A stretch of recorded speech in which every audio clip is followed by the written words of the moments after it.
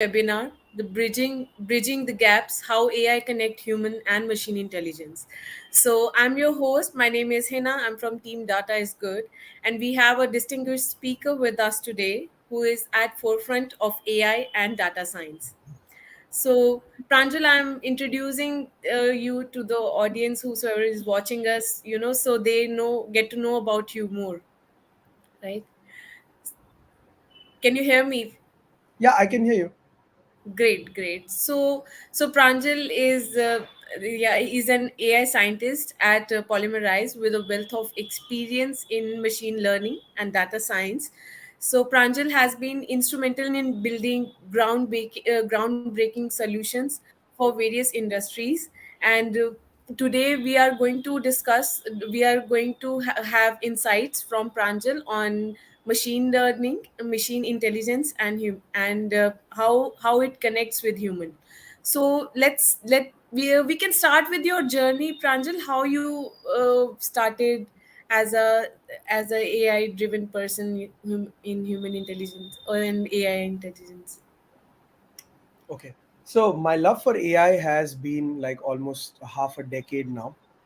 Back when I was in college, I'm a bachelor's in information technology from the Indian Institute of Engineering, Science and Technology. It is one of the top colleges, NIRF ranked Indian Institute, INI tagged colleges, government college.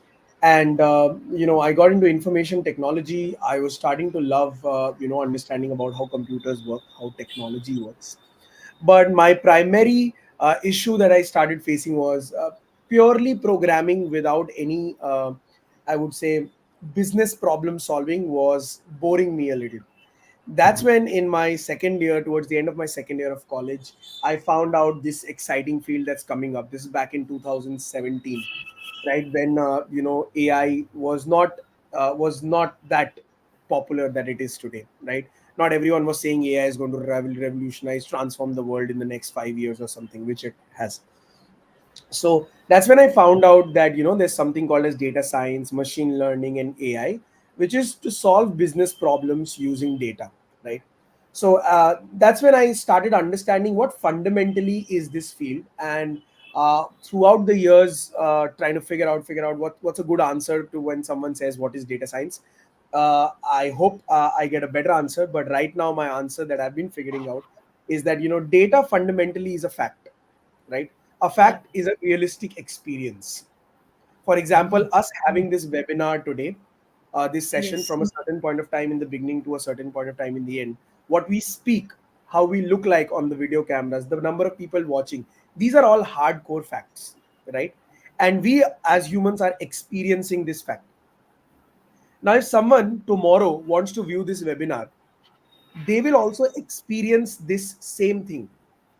They were not here, they were not a part of the webinar, let's say, but they experienced the same facts that we created today.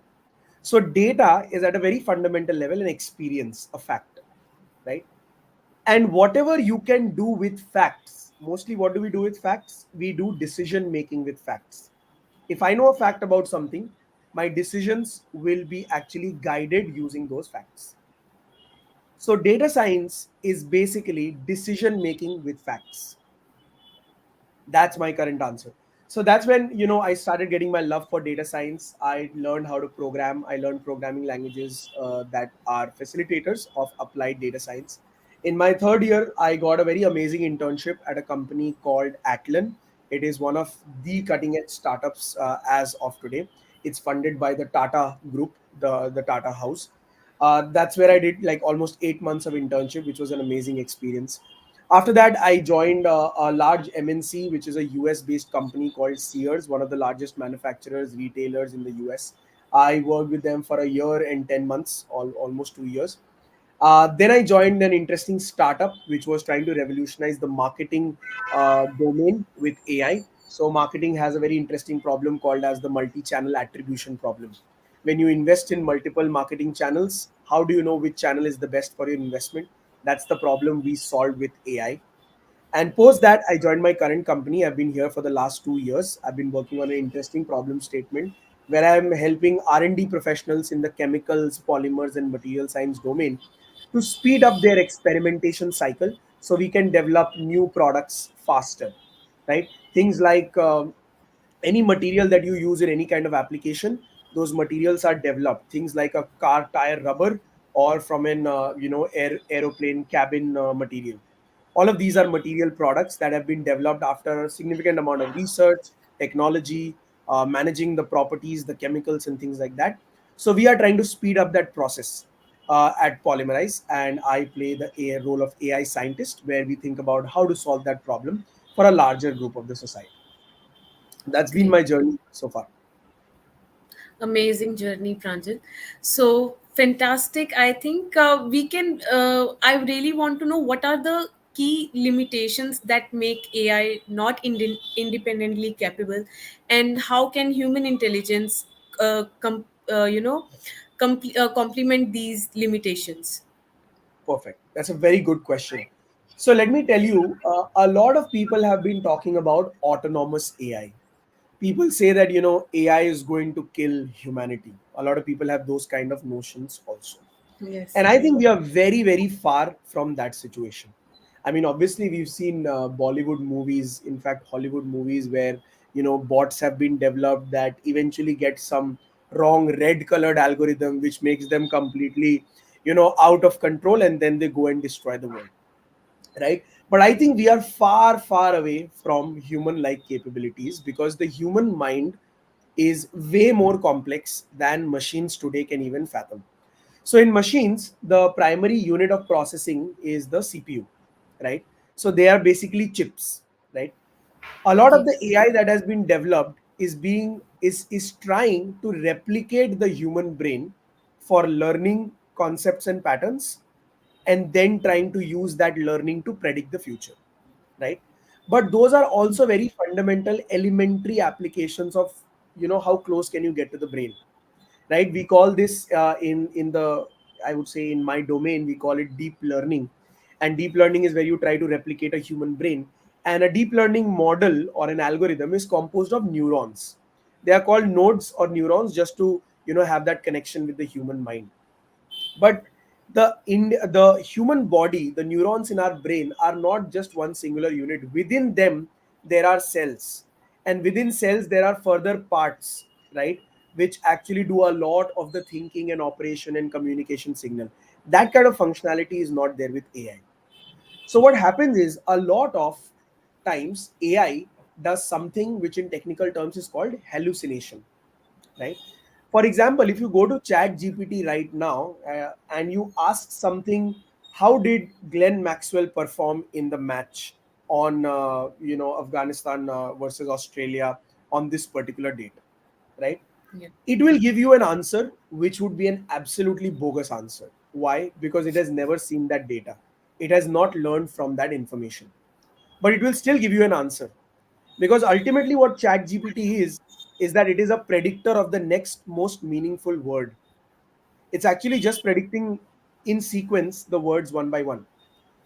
So when it is predicting, it has no idea of the correct facts. Obviously it will be able to predict the birthday of let's say Mahatma Gandhi.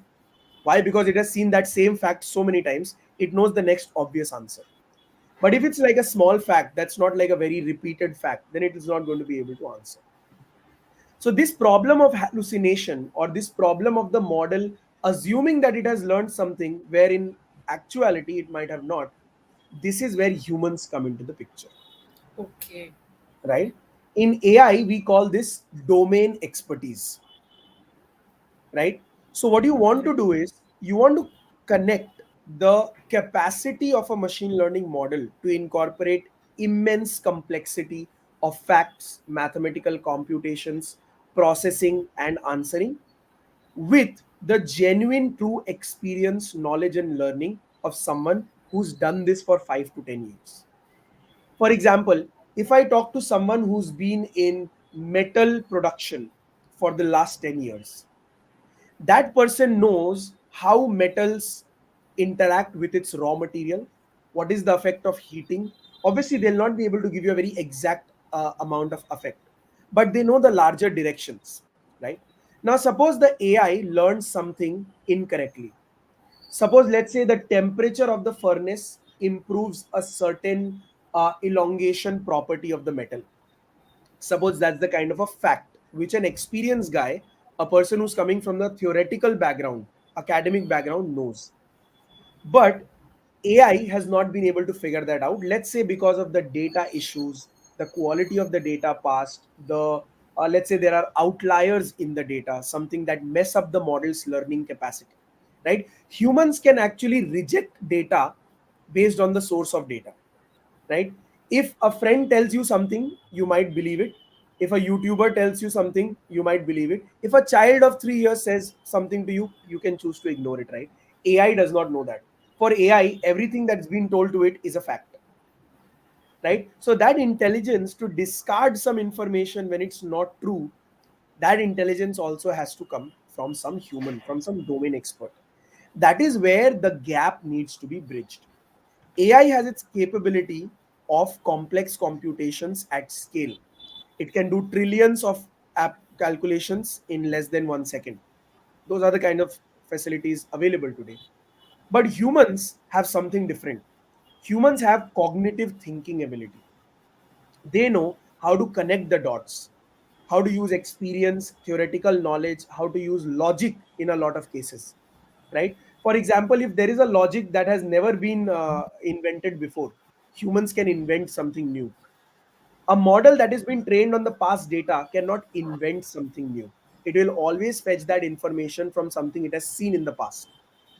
So it basically restricts you to follow the past, to understand the past and take decisions based on the past.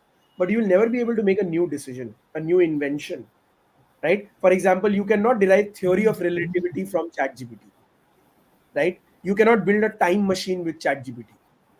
But there is a possibility that 5, 10 years down the line, some amazing scientist, builds Could something like a time machine, build something. right? So that connection is what is lacking, and that's where we need to get better. Great. And now I feel this is going to be a special question for our audience, that especially the aspiring data scientist and AI enthusiast. Could you share, like, Sir Pranjal sir, if you could share some insights on like foundational skill and knowledge that individuals should acquire to thrive in the field of data science, machine learning, and artificial intelligence? Okay.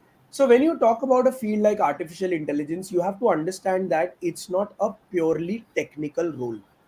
You're not a programmer, you're not a coder, right? There are roles for that kind of things. For example, a software engineer, a back-end engineer, front-end engineer, full stack. The role is basically called a developer role, right? Okay. Those kind of roles So are what purely does technical. yeah. Yes, go ahead. Go ahead Oops. with your question. Sorry to interrupt. Like, what does the role they play? What kind of role they play? So software developers know that they have to solve a certain kind of problem. Just giving you an example. A software developer, I'm abstracting this information to a very top level. This is not like the detailed information that should be there. But when you want to execute 2 plus 2, right? When you want to add two numbers, a software developer will build that kind of functionality by considering so many cases. What if the use case is to add two numbers, but you give me one number and one string? What if you give me one number and a paragraph? What if you give me one text file and one image file to add together? So a software engineer's quality is when he builds a functionality, when he builds some kind of program, he considers edge cases, he considers points of failures, and he writes code in such a way that it solves the problem in the best possible way, the fastest possible way, the efficient possible way, right? He knows what he has to implement. He has to do a 2 plus 2 or an addition of two numbers. Now he applies that or executes that in the best possible way. That's a developer role. But a data scientist is not a purely technical or a developer kind of role. Why is that so? A data scientist needs to work with data. The moment we have this term data in your job profile, it becomes very important for you to understand data can be of so many different types. It could be an image is also a data, a chart that represents some relationship. It could be a video. For example, humans can look at a video of, let's say, an accident and identify whose fault was that in the accident. So that's also data. That's also a decision that's coming out of the human brain. Machines want to have to build that capacity, right? For example, Tesla would want to build that capacity of recording the vehicle's motion throughout and detecting if there is a chance of collision, if there is a drowsiness in the driver. So, how his heartbeats are actually logged in to the steering wheel of the car, how his eyes are detected to be open or shut, that defines how active the driver is while driving, right? So, data can be image, video, text, numbers, strings, and a lot of other things. The moment that happens, this is one level of hierarchy. The second hierarchy is this data could be of different domains. For example, finance, marketing, supply chain, retail, power sector, things like that. The kind of complexity, the possibilities that you see in data, that leads to your capacity, your learning ability to understand the data. If you don't understand the domain, if you don't understand the type of data that you are going to get, you will not be able to work with that data. So, more than executing something, you need to know what to execute and how to execute it. How we deal with images is very different than how we deal with numbers, is very different than how we deal with text, right? So, that kind of diversity in problems and diversity in output, the application, leads to a more creative kind of a role where a data scientist is placed. They need to understand the KPIs of the business. What are the factors that influence the business? What are the points of efficiency? What is the point of failure? What would qualify as a successful outcome? What would qualify as not a successful outcome? Right? So I would say technical skills are definitely important in terms of the foundational skills, because ultimately you have to apply what you want, what you have in mind. But then you also need to have business acumen. You have to have business understanding, domain reasoning, logical reasoning. And then finally, because it is technical, there are algorithms involved, there is business involved, you would also need a decent amount of mathematical foundational skills. So, mathematics is something that will play a very crucial role in you to build your career. Obviously, it plays a crucial role in building any kind of career, right? But mathematics plays a very important role in anything that goes eventually technical, because these models, machine learning and AI algorithms that we say, they are basically mathematical statistical models. They do mathematical computations and find different kinds of answers or relations. So I would say mathematics, business acumen, and technical proficiency, those are the three pillars that are holding the data science job profile. Great. Thank you for your answer. I mean, yeah, it's really very, insightful for me also to knowing about the AI and machine learning. So, can you provide us some example of like successful projects or initiative where human and AI collaboration has yield like exceptional result, and what lessons can we learn from these cases? Right. So think about cases where, let's say, we are working at a hospital and we're trying to build an AI model that is able to predict some disease, right? A lot of AI applications in medicine have actually failed because the gaps between AI and human intelligence were not bridged, right? So Okay. every decision that you make has a risk to reward ratio, right? The decision that you make, let's say a simple decision could be you buying an asset, right? The risk is the amount you invest in that asset, and the reward is the return that you're going to get out of an asset. If you buy a stock worth 100 rupees, your risk is 100 rupees. So if you make 5%, 10%, even if you, let's say you make 500% on it, so your reward is just 500 rupees. I mean, on 100 you make another 400, something like that. But if you invest on the same stock, let's say you invest 1 lakh rupees, then your risk goes higher, right? And so does your reward. So in any decision making, the risk and reward portfolio management is very important. So in most of the technical or business use cases, for example, let's say in the marketing sector, how much you invest in Facebook, Instagram, Snapchat for advertisement, and how much return on investment that you get, that is your risk reward ratio. In my current domain, in the material science domain, you conduct an experiment which is worth millions of dollars. Conducting that experiment could go upwards, towards the north of 100,000 or $200,000. So if you conduct the wrong experiment, or if you conduct an experiment that fails eventually, the company's just lost $100,000, something like that, right? So the risk reward ratio is different. But the worst risk reward ratio is in the medical domain. You're playing with your, I mean, playing is the absolute wrong word, pardon, but you're actually, deciding on people's lives, right? Just imagine a situation. I give this example because this struck with me about a concept. Remember when COVID happened, the first wave of COVID, right? What was the government and the organizations trying to do? They were trying to curb COVID to the maximum possibility. So even if you have slight symptoms of cough and cold, go and get admitted to a hospital, get tested for COVID. Why? There are a lot of hospital beds available because it has not outbroke yet, right? The pandemic had not even started then.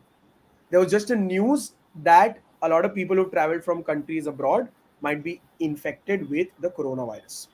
So governments and organizations were trying to completely consolidate the effect. So they were trying to keep everyone who are slightly impacted in the hospitals, make sure that they don't go out and the virus is not contaminating others. Cut to the second wave, when almost everyone in India is either having COVID, has had COVID, or is going to have COVID because of the spread of the virus at that scale, at that diversity. Everywhere, everyone from all ages can have COVID. Now imagine the situation of hospitals. Until and unless they are absolutely sure that you have COVID, they won't want you to come to the hospital. Because now the risk is, even if you don't have COVID, you come to the hospital, now you're increasing the probability of you being infected with COVID. Because the hospital is infected with COVID. There are doctors who are wearing the entire body suit throughout the day, right, to prevent themselves from getting COVID, but eventually they are catching COVID. So if you don't have COVID and you go to a hospital, there are high chances that now you have COVID. You see, the same problem of predicting COVID has drastically changed between the first wave and the third wave. In the first wave, my intention was to make sure as many people who have a slight possibility of having COVID, let's get them to the hospital. In the third wave, until unless you are 100% sure you have COVID, you're not going to come to the hospital. Please don't come to the hospital. There are no beds, you might get infected. So medical domain has this kind of big challenge. And this is where human interference is of absolute critical importance. Because machines and AI models are known to go wrong. They are not one shot learners. You give them a training procedure once, they will learn with 100% accuracy. That is absolutely impossible. 100% accuracy is actually not achievable for any non deterministic problems in general. But the improvisation happens iteratively.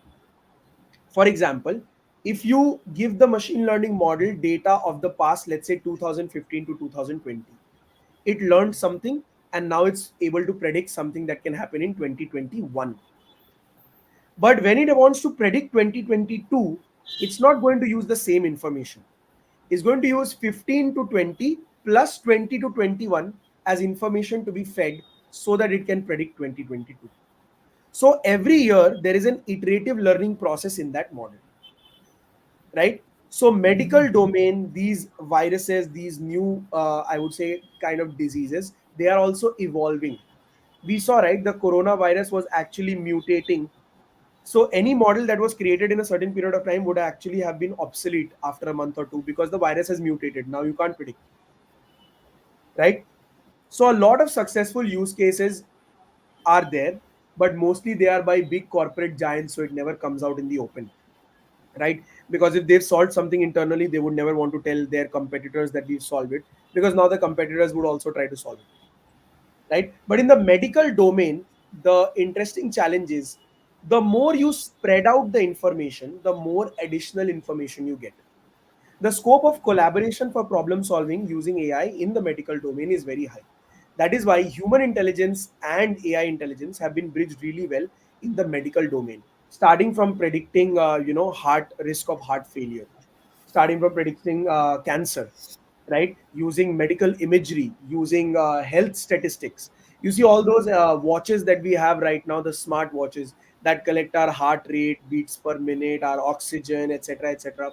In fact, they cover how much we are walking every day, how much we are running every day. Our entire body statistics is available to those watches. That is why you would see the good ones, the high tech companies like Apple, they actually predict heart failure. There have been cases where the Apple Watch has predicted potential heart risk to people. And when they've gone to the hospital, that my watch tells me this, can you check? They were very close to a heart attack, right? And you never know if they eventually would have had a heart attack, it could be a chance of life or death. So those kind of use cases have been tremendously helpful to the human race, right? I mean, apart from the profit making side of AI, which is extremely high, it's also these life saving impact of AI, which I think is really valuable for the human kind. So, how can a individual stay updated with the rapidly evolving AI technologies? So first of all, you'll have to set up a good base on whatever has been built so far, because whatever is evolving is actually being built from something that was created, let's say 1 or 2 years in the past. So I'll give you an example. There's this amazing research paper which came out. It's called "Attention is All You Need." This was the title of the research paper. "Attention is All You Need." This was a group of top scientists, individually working with either Google or Facebook or Microsoft, right now Meta. So there were these research scientists that came together and they created a machine learning, I would say, algorithm, just to make sure everyone understands it. It's more complicated than an algorithm. But they created a unit that is actually the building block of ChatGPT, right? ChatGPT kind of model. So when I say attention is all you need, the model is called Attention Transformer, and GPT stands for Generative Pre-trained Transformer. So that model transformer is the building block that was built, let's say, in 2017, 2018. When the research paper came out, the creators or the writers of the research paper figured out that this is something that can revolutionize how natural language or text is processed, right? Because it had the ability to understand text context in any textual information. For example, I can say, I don't think I am that bad. Suppose I say a textual line like, I don't think I am that bad. Don't think and bad. I'm saying bad, but I'm negating that in the beginning of the sentence. So if you forget the beginning of the sentence, you will not be able to understand the intent of my sentence. Because in the end, you'll say, okay, the person said bad in the end. So the answer is bad. But I said, I don't think I'm bad. So I negated the sentence in the beginning of my sentence. That is context to a sentence. A very common example to that is sarcasm. Trying to say is the exactly opposite of what we mean, right? So sarcasm is a classical example of context being so important in textual information. So when you put a very long prompt on Chat GPT, I am a dash dash dash. I am trying to solve problem XYZ. I have information ABC. I would like to see how we can solve this or write a paragraph to do this, right?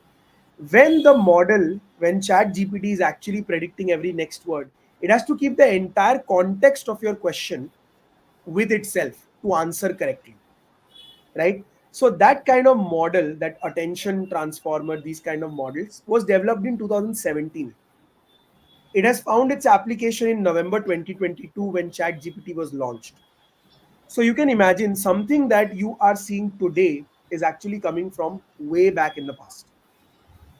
Once you create a foundational setup, you understand whatever is today possible in the AI sector.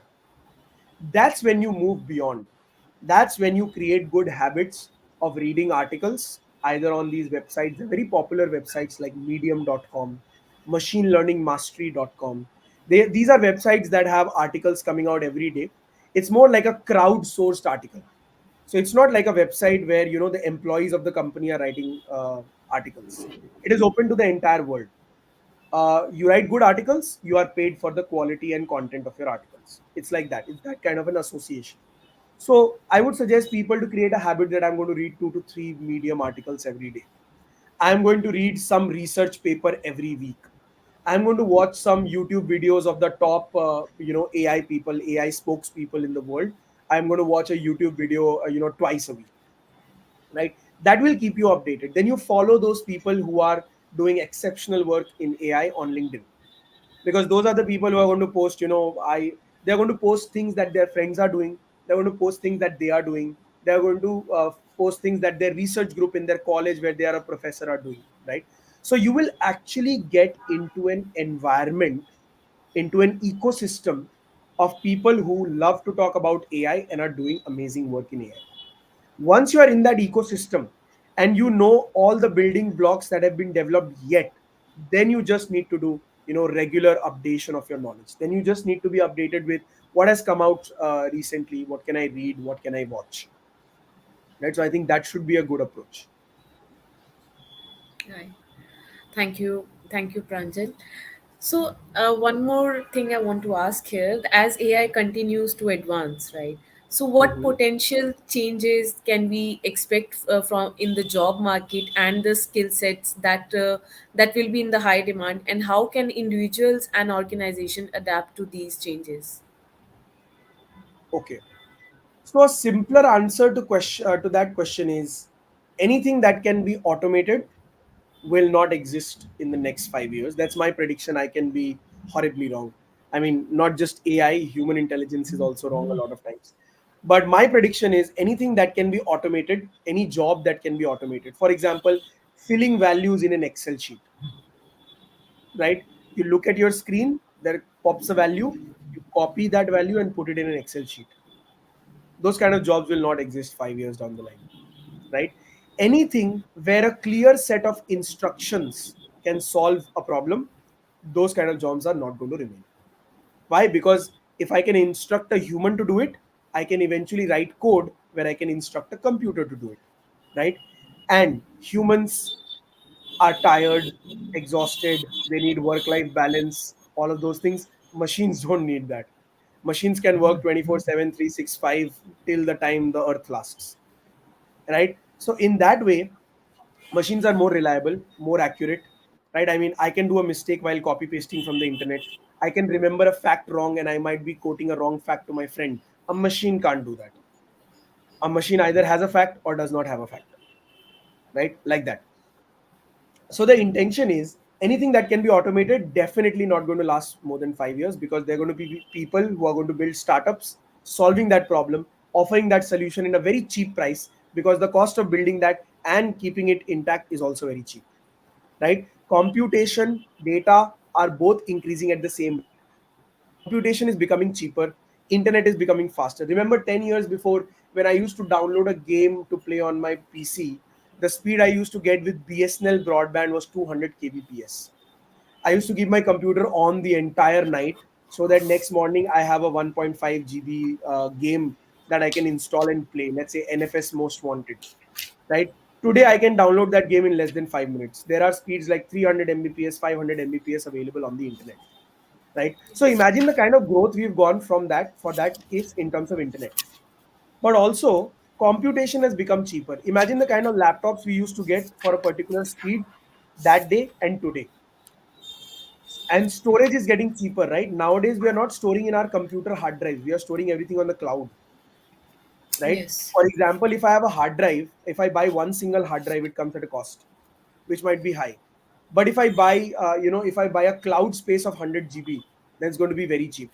Today, in fact, Google Drive gives you 100 gigabytes of space, I think, at 120 rupees a month, right? So even if you would have used that hard drive for 5 years, you would have still not been able to adjust the cost with respect to online cloud services available, right? So in that sense, if you see, data is becoming more in quantity. We are recording everything now.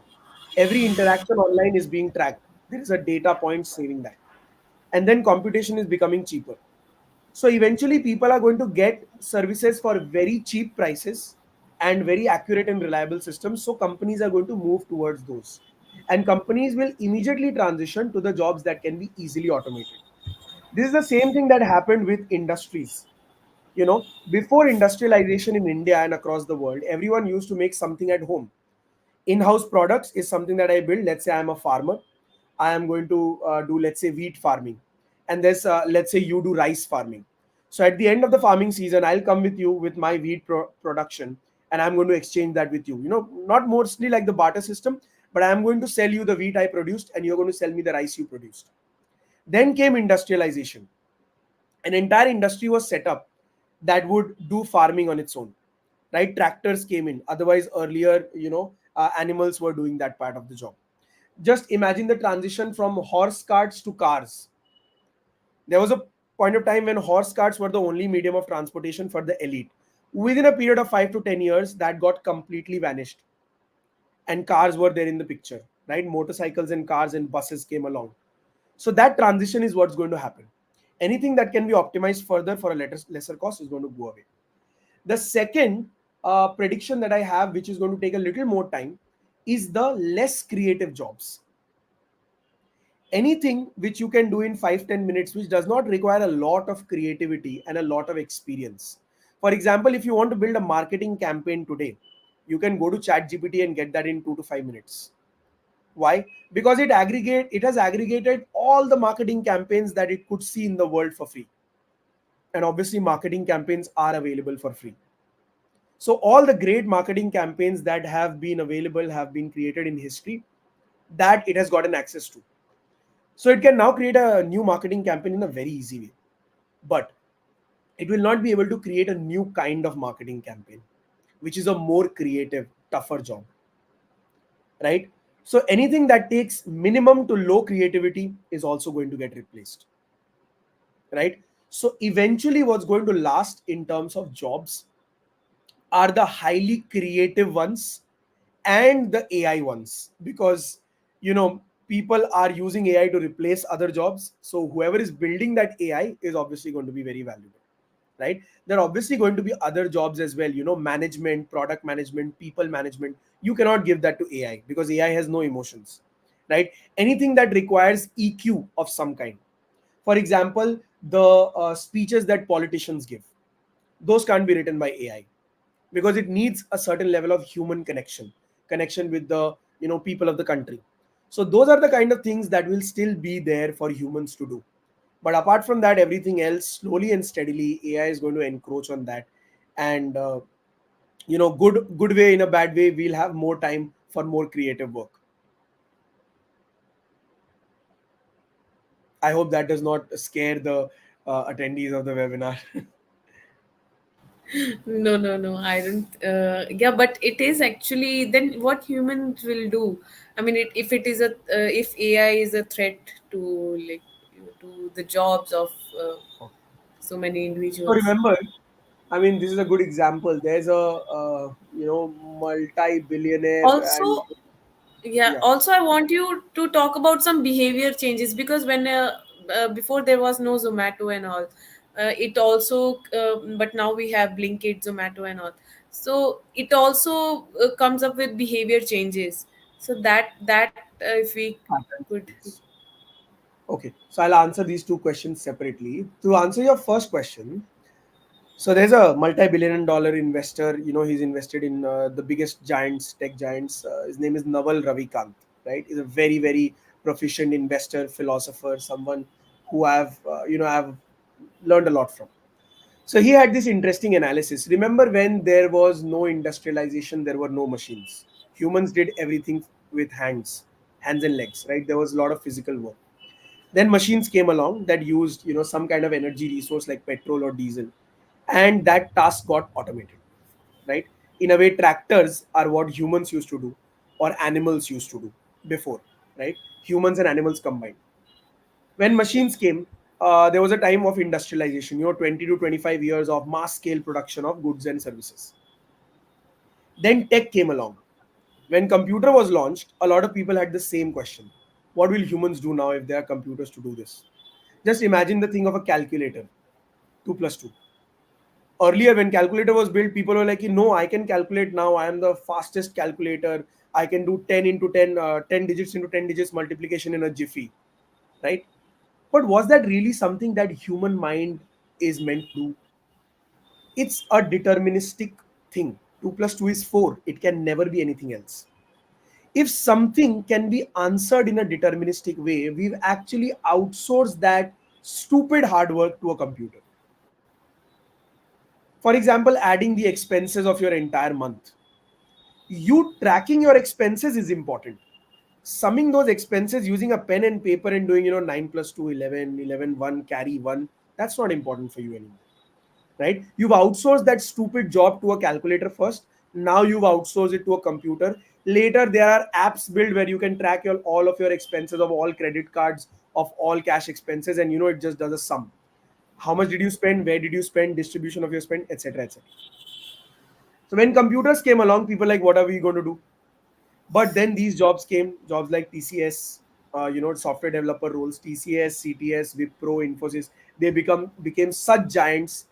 Earlier, the industries like Hindustan Unilever Limited, Tata Steel, Reliance, they were hiring so many people, right?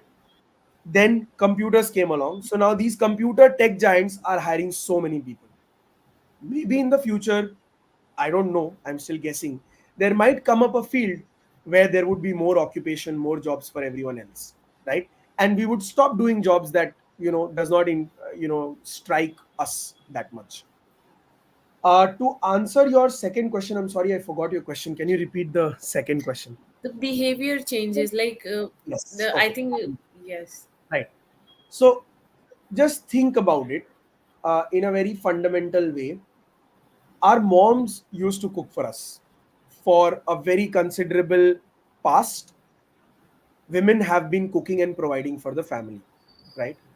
Now, to take your example, Zomato and Swiggy came up. Who's the person who's most relaxed now? Earlier, if your mom is sick, who's going to get the food? What is everyone going to eat? There's so many challenges. Today, my mom says, Zomato se order kar le, right? So today, my mom can actually focus on her life, right? She can actually take a walk in the park because, yes, you can order healthy, good quality food from Zomato and Swiggy as well, right? She is going to now cook when she wants to cook, not because she has a liability to cook. So, using technology, using a service, we provided jobs to so many people. You'll see Zomato and Swiggy delivery people. They are making a decent wage and doing a good job, right? If those people are unemployed, so many people are unemployed, you never know what the situation of the country was in. Look at the past of countries where there was so much unemployment that there were riots, there were violence, there was political instability and things like that. But using tools like Zomato and Swiggy, people who can afford food at a certain rate are getting the comfort of getting food delivered to their place, right? For example, I am working most of the day, right? I don't have time to cook. I don't have time to clean the utensils that get cooked, right? In fact, I eat while looking at my laptop or attending a meeting most of the times. So Zomato or Swiggy is like a boon for me, right? Instead of spending 2 hours or 1.5 hours of my day, of my productive day, to cook and eat myself, which is going to take 1.5 or 2 hours, I'm spending that time to build my career, right? So the behavioral change or the transition has actually going to happen in a way where we are optimizing our time, right? Using these applications, a simple thing like an alarm, right? Earlier it used to be a watch. For the watch, the battery dies sometimes, the watch might fail. If the watch drops on the floor, then there's a problem. Now you have a phone. Earlier on the alarm clock, you could only set one alarms. Today in my phone, I can set 50 alarms. I can set 50 reminders. I can automate my bill payments so that I don't forget my credit card payments. I can automate birthday messages to my friends. That's the kind of impersonal activities that you can still do, right? You can chat with anyone on video call, things like that, right? So the behavioral change that's happening, I think it's happening towards a more positive direction because uh, with your spare time, which is your only resource, I mean, in a very fundamental way, time is the only scarce resource that we have, right? You are now using your time much in a much better way. So yes, computers and AI might take away a lot of jobs, but who knows, it might come up with jobs that we never knew. There's a very weird prediction that 10 years down the line, plumbers and brick workers will make more money than tech professionals because tech will be so easily available in such mass quantity. But plumbing as a skill is still going to be different because not a lot of people are learning plumbing, right? So the hourly rates of plumbers. In fact, in US, the big companies that deliver products, for example, UPS, right? UPS is one of the largest courier service kind of a thing in the US. An average UPS employee makes more than $80,000 to $90,000, which I'm sorry to say most of the top tech professionals in India don't make, right? So imagine the kind of, because those are the jobs that can't be automated, although Amazon is still trying, all those interesting applications of drones delivering your boxed and packaged products. So that's also a possibility, but drones can be hacked, so they need humans who can't be hacked. So all of those things are there. Yeah. Great. Thank you so much for your time, Pranjal. It's been really a great learning for me. Though it Thank is, you for inviting. it's new thing for me, AI and all. So, but I have learned a lot, and but yeah, basically, AI is not a threat like what I can feel after this, conversation. Like it gonna make human life more easy and also build more opportunity for data scientists and the analytics. So we can end this session. Do you have anything else to say to about this? Eh, So first of all, I would like to appreciate everyone who joined the webinar today, because the first step towards change is to acknowledge that you need to do something to for that change to happen. So anyone who's looking to be a prospective data scientist, anyone who's whose ambition is to become someone like that, and they're attending these webinars, they've taken the first step to understand the thing better, first of all, and then putting in the time, putting in the energy. I'm sure they'd be looking for other webinars, they'd be researching their way online. So I appreciate, and I congratulate you for taking the first step, whoever's been joining, who joined the webinar. And I also appreciate Data is Good as an organization, because the entire work that you're doing in popularizing and actually discarding all the wrong false concepts that people have developed about AI, that's a great initiative to spread awareness about AI. Because a lot of people are actually not aware about the true power as well as the true destruction power of AI. If they think about destruction power, they think they overthink it. And if they think about, if some people are underwhelmed, they would be like, not a lot. But that's also untrue. So it has significant power, not to destroy the world, but to facilitate a great standard of living, a good quality of life. And that is what I am fully on board with. And I enjoyed giving this small amount of information that I've gathered over the years, talking to people and doing my own research online. I hope I was able to impart some kind of information to everyone. yes, yes, you definitely. It was very insightful session. Thank you, Pranjal, for joining us. Thank you to Thanks. everyone. So we can end this session here. We can. Uh, Thanks, Hina, for being a great host. Thank you.